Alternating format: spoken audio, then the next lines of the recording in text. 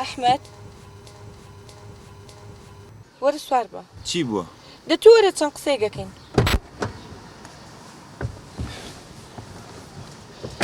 ویستم هەنێ قسە بکەین پێکەوە دەربارەی ڕێحان. ڕێحان؟ بەڵێ فەرموو. ئەحمەد وابوو تۆ بەدایکی دووەت کە گوایە ڕێحانت ناوێ؟ بەڵێ. باشە بۆچی چۆن دڵت هات؟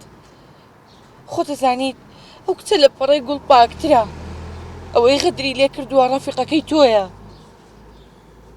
ڕەفیقەکەم بێشەرەف بوو، چی بکەم؟ ئەی ڕێحان چی؟ تاوانی ئەو چییە؟ بەس لە بەرەوەی کە نەیویستۆ تۆ لە دەست با قسەی نەکردووە کە ئێستا قسەکە ناتەوێ؟ نازانم چی بکەم. یعنی تۆ ناتەوێ ڕێحان بێنیت؟ کام پیاو ئافرەتێکی دەست درێژی کرابێتە سەری؟ منیش و تۆش باشە زانین کە ئەو کچە چەند پاکە. ئەگەر بڕوانە بووە منیش پێم ناوتی کە بێنیت.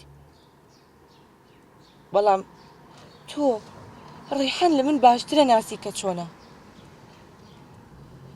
تۆ قسەی خەڵکە بەلاوە گرنگە یا ڕازیکردنی خوای گەورە؟ خودای گەورە. ئیتر چی؟ یعنی خۆشەویستی تۆ بۆ ڕێحان هەرەوە نەبوو؟ من ئێستاش خۆشمەوێ.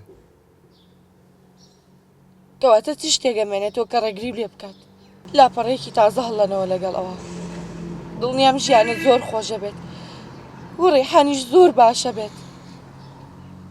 ئەوەی بەسەر ئەو کچە هاتووە کەم نییە. ڕاست. ئێستا چی ئەڵێیت؟